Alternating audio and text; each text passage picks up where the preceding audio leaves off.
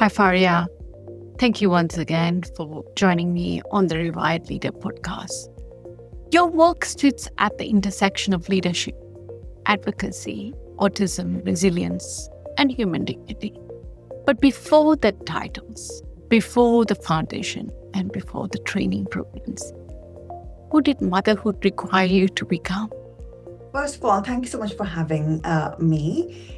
It's an honor for me, to be honest. And when we talk about my self journey, it has started with my daughter who has autism. So I have two girls, and they're 21 and 18 years old. My 18-year-old Afia, she has severe autism, ADHD, severe learning difficulties, epilepsy, and PICA. So her journey has kind of shaped my journey.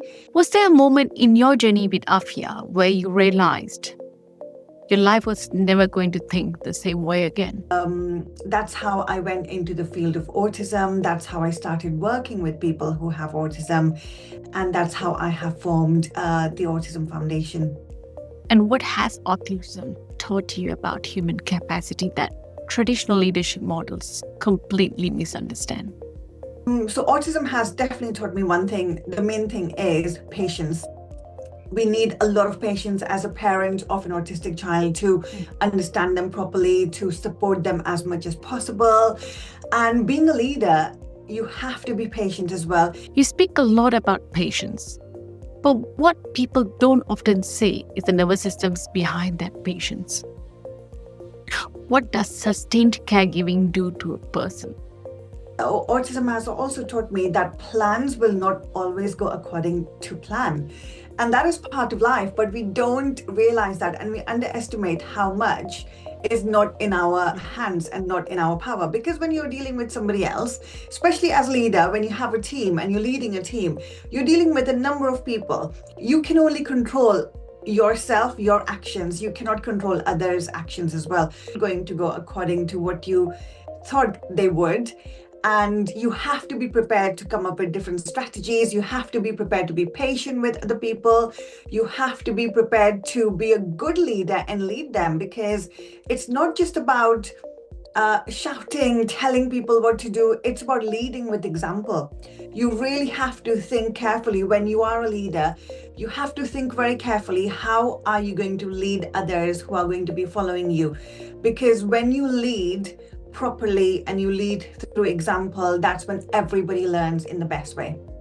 Autism is a very complex subject. It's a very complex disability. There are many disabilities out there, and I'm not trying to undermine any other disability because they all have their unique challenges and complexity. But when we're looking at autism, it's extremely complex because you're dealing with communication difficulties, you're dealing with behavioral difficulties, you are dealing with social interaction difficulties.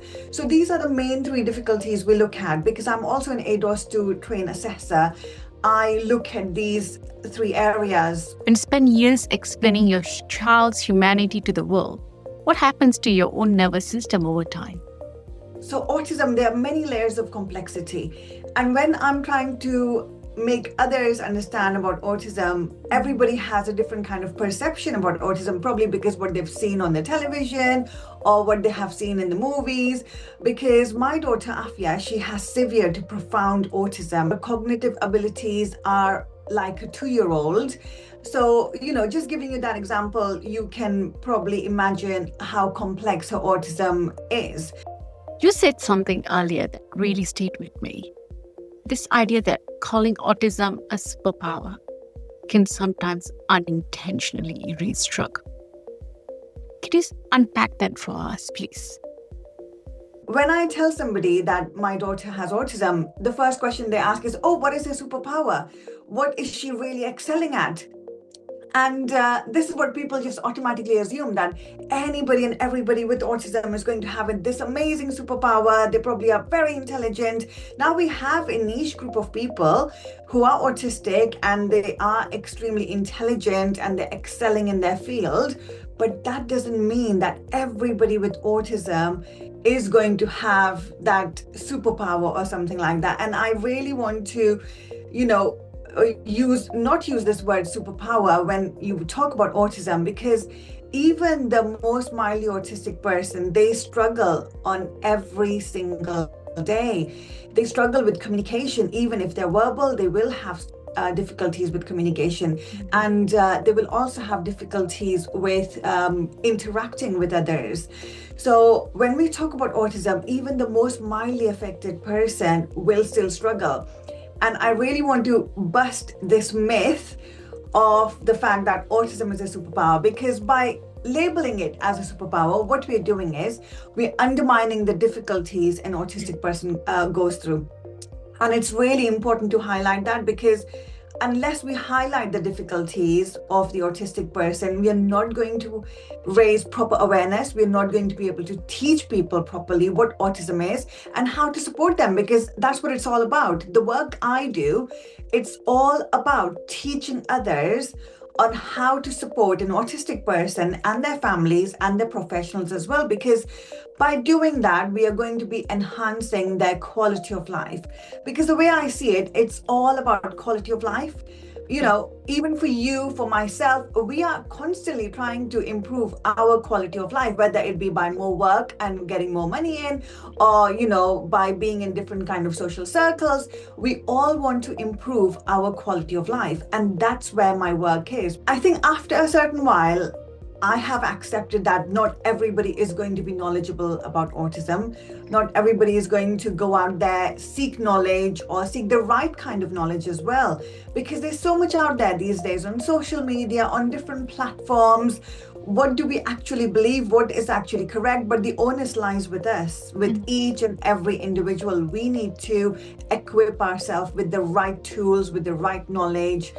So when I hear these things, I just have to be extremely patient and understand that, okay, these people, they actually don't know what autism is. And that's where my job is. You know, that's where I come. I'm a trainer and I train people. That is what I thrive on. So when I see somebody who doesn't understand autism properly, I take that as a challenge. I take that as a job to train them better, to make them understand better what autism is and how we can support an autistic person. So it's not easy. It does affect my nervous system, as you said, you know, especially when they're talking about my daughter and then they start saying, what's a superpower? And you know, the first thing I think is like, oh my goodness me, where do I even begin? She, you know, her cognitive level is so low, and she goes through several challenges every single day. Where do I even begin to start telling these people how challenging life is for her and for many autistic people who are like her, or even on the moderate or mild side of the spectrum? Do you think society has become more comfortable romanticizing neurodiversity and then actually supporting it? I like the fact that people are talking about neurodiversity. People want to educate themselves about neurodiversity.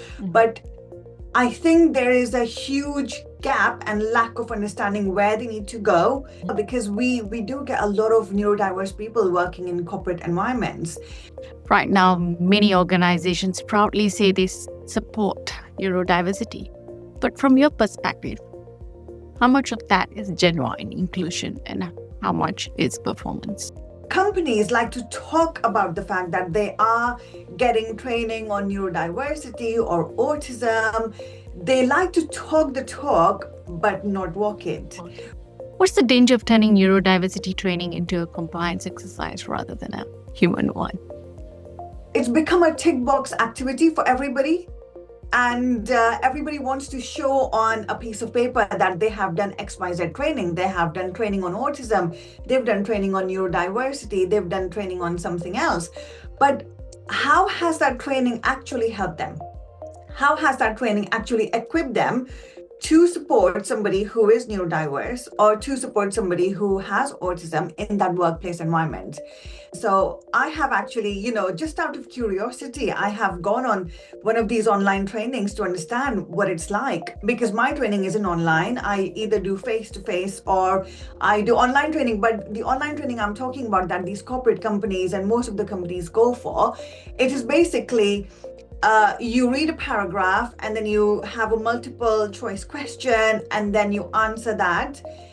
And to be honest, when you do those kinds of trainings, even if you don't get the right answer, the next time you might get the right answer, or the next time after that you get the right answer, and eventually you pass that training. Okay, so if I was one of the staff members at the corporate environment, and it becomes a mandatory training that I have to do, I'll sit behind my computer desk, I'll kind of like tick box all of these answers. If I don't get all the answers right in the first or second go, I'll definitely get it in the third go, because I'll realize which ones are the wrong answers.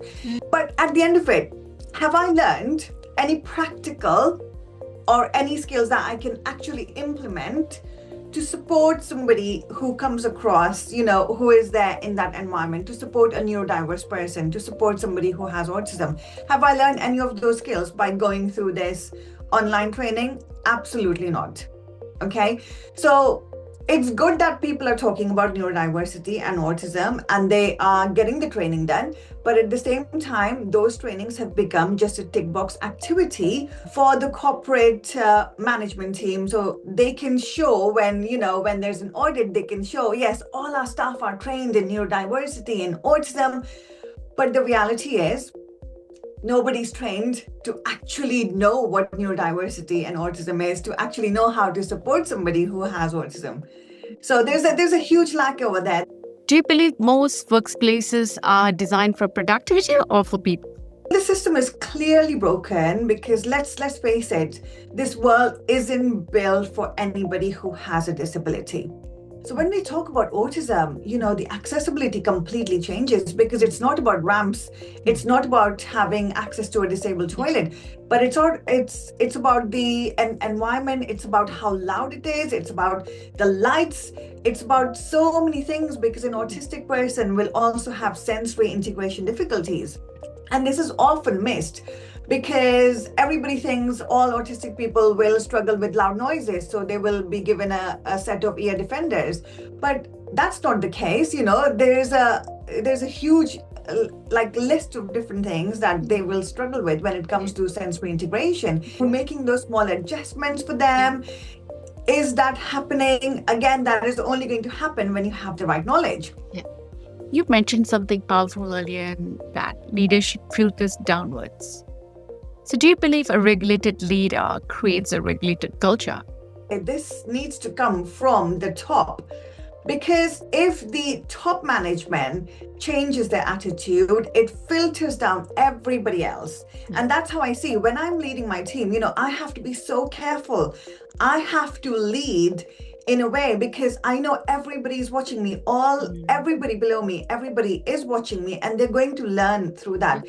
If my actions and my attitude, my ethos, my mission isn't up to the mark, then that's going to filter down the entire team. Things need to change at the CEO level, at the founder level, and that's when it's going to filter down the entire network.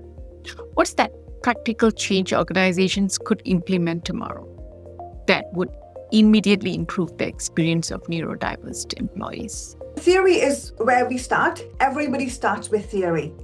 Whether it's driving lesson, whether you are becoming a doctor, whatever you're doing, everybody starts with theory. That is amazing. And that's where your starting point is.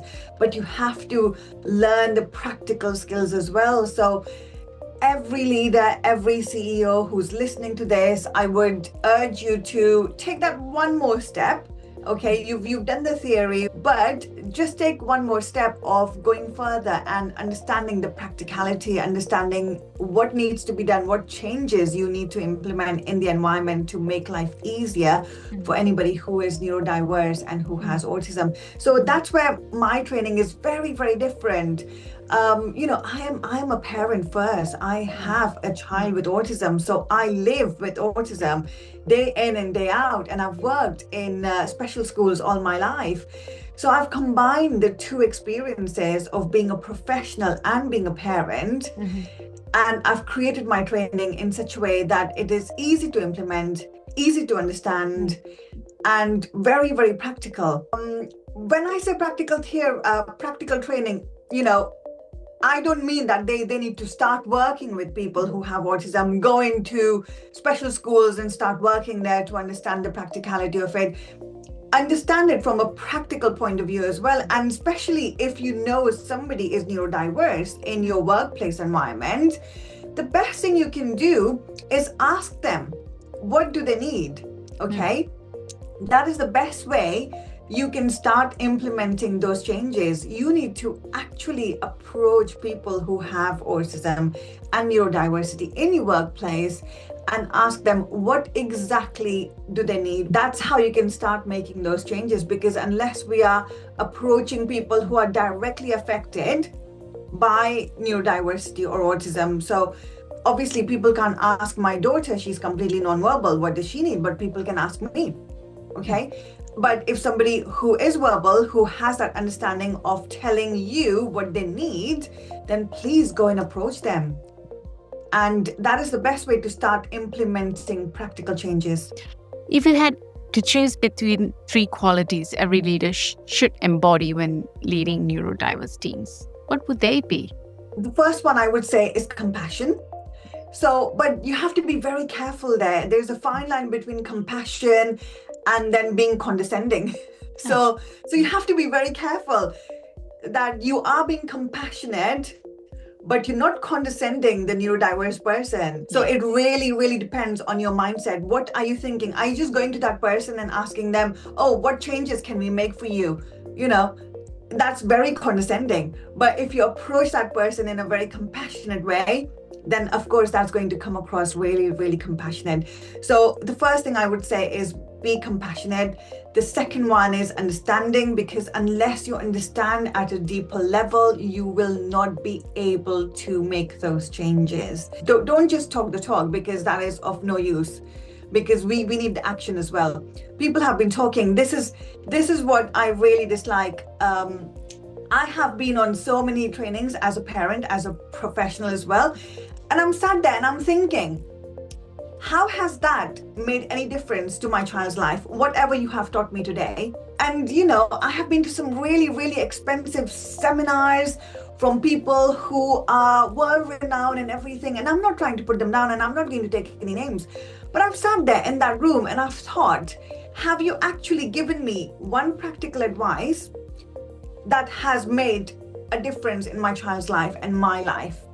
Can I implement any of that? And if that's not the case, then, you know, how has that helped me? How has that really expensive seminar helped me and my child? And this is the hurdle I went through again and again.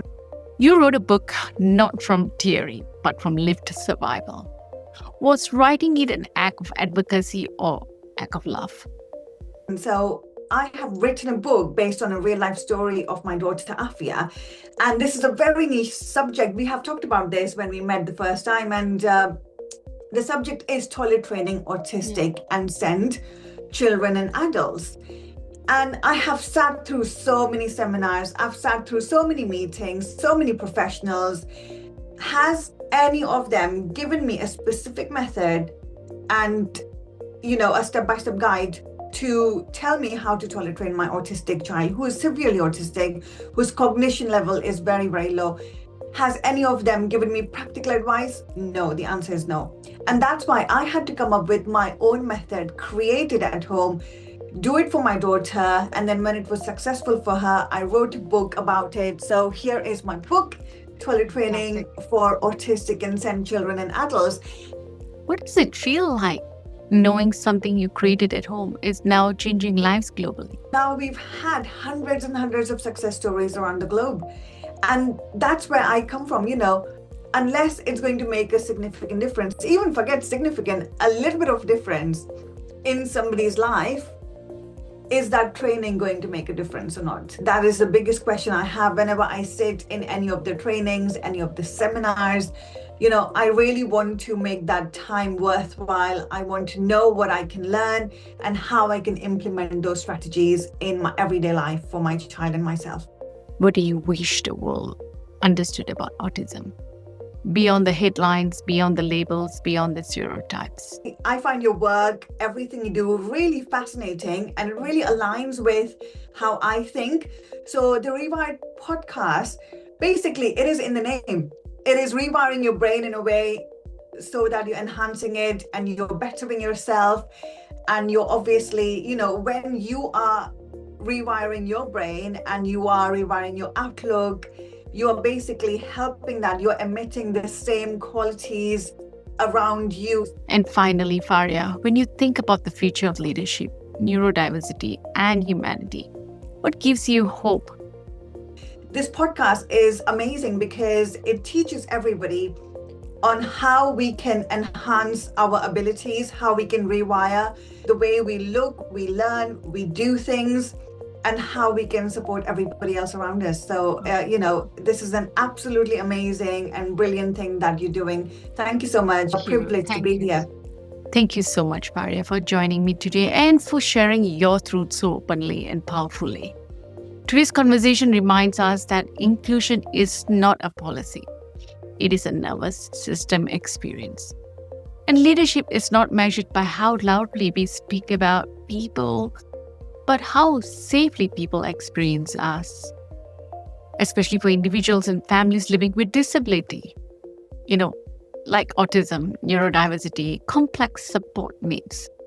Leadership matters deeply because sustainable leadership is not built on pressure, not on performance, or burnout as a badge of honor. It's built on compassion, on regulation, on understanding, and on the courage to create environments where people feel seen, supported, and safe enough to thrive. So, for me, real leadership is not about ticking the boxes. It is about humanizing systems. And before we sign off today, I want to leave our listeners with one question to reflect on. Are the environments you lead helping people survive, or helping people feel safe enough to truly thrive? Because the future of sustainable leadership will not be measured only by performance outcomes, but by the human experience we create for those navigating invisible battles. Neurodiversity, caregiving, disability, and everyday life itself. So to our listeners, thank you for joining us on the Rewired Leader podcast. From nervous systems to boardrooms. Until next time, I'm Dr. Watceilia Varso, leading with purpose and transforming with passion.